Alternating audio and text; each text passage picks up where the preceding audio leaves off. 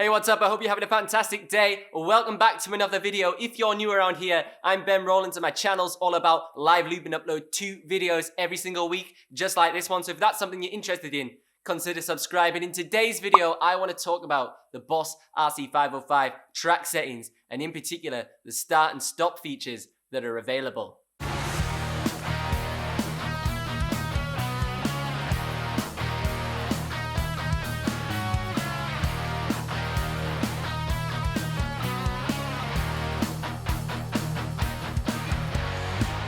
Please excuse my ugly thumb in today's video. There was a little bit of an incident earlier today, but that's not going to stop me from bringing you another video. Now let's crack on.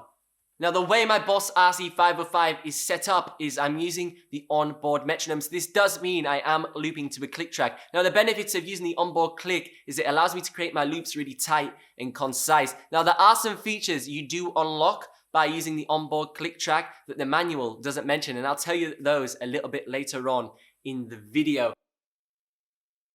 Now, one interesting setting on the Boss RC-505 is single and multi mode. Now, I believe the RC-300 has something a little bit similar, but this is really easy again to set up and configure specifically to each track. Now, what it is basically, if you have it in single mode, it means if you have 3 loops in single mode, they can't all play at the same time. So if track 1 is playing, but you want track 3 to come in and it's in single mode, when you click track 3, it will stop track 1.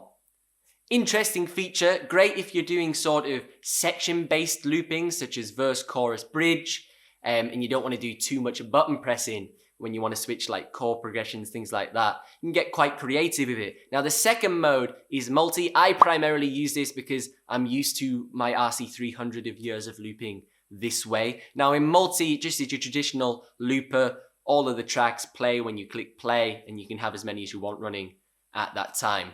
Now you can combine the 2 modes with multi and single, so it means you could have your drum beat on multi mode so it plays all the time, and then have your section based looping on single and chop and change like that. So it's things to consider.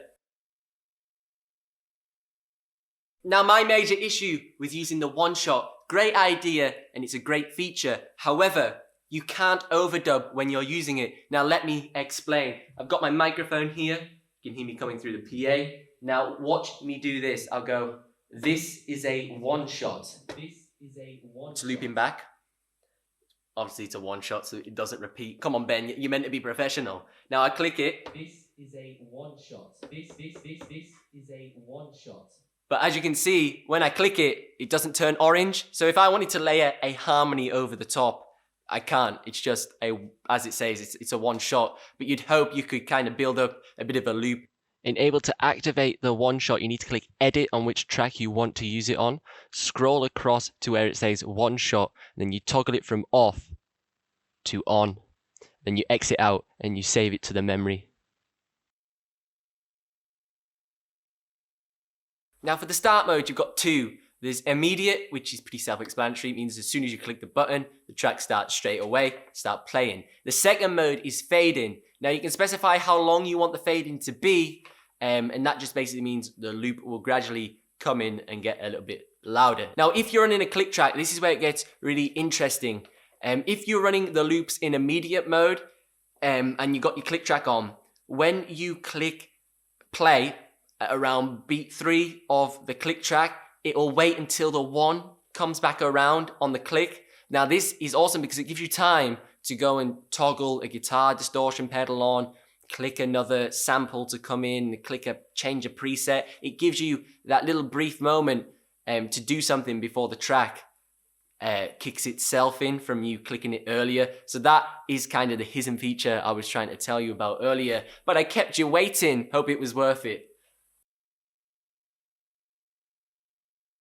Now in my next feature, some guy corrected me on this one. In my first ever YouTube video when I was a rookie and I was making my debut, I kind of said the Boss RC-505, you couldn't have multiple track effects on at the same time. Now I was kind of correct. You can't have all of them on in certain instances. There's certain ones that you can and you can't do this with. But in the track settings of the RC-505, you can configure it to go into multi-effects mode. So that basically allows you to have multiple input and output effects on at the same time. But as I said, you can't do it with all of the effects. It is limited. There's only certain ones you can have on at the same time. But let me show you how to set it up regardless anyways, so I can right my wrongs of my first ever video. So you go into your memory settings, click memory, scroll across until you get to your input effects and track effects. As you can see, it currently says single. We're now going to turn that to multi, and same again for track effects.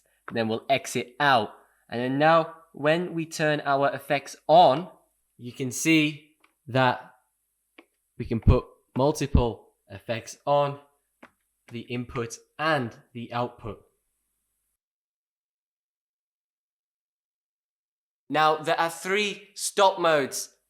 That looked like I did 2, but I did 3. It was my thumb. Please excuse my thumb. We've been through this. So there's 3 options on the Boss RC-505. They are immediate, fade out, and loop end. Now, one setting I use all the time is the all stop and all start assign. Now, what this allows us to do is it allows us to select which tracks we specifically want to play and stop when we click the all start and all stop button. Now, it's really easy to configure, and I'll show you how we do it on the RC-505, but the benefits of doing this is you don't have to click as many buttons. When I'm using like the RC-300, for example, I might click play all, but I might not want track 3 to play, so I'll have to dive over and mute that one suddenly. And with the RC-505 having 5 tracks, you could imagine trying to toggle the ones you don't want to start playing on the play all button could become quite frustrating and problematic. So this solves all of that. If we go into our memory settings and scroll across to all start, as you can see, there's some circular icons and some dashed lines. Now the circular icons are the selected tracks that will kick in when we click our all start and all stop, and the dashed lines are ones that are disabled. And you can do the exact same for the all stop. So if we scroll back to our all start, all you got to do is just turn the dial, and there you are. You can turn it on and off. So when I click all start, as you can see, these 3 tracks will kick in. Then if I put track 4 and 5 on, when I click all stop, every single track will stop because that is what is selected.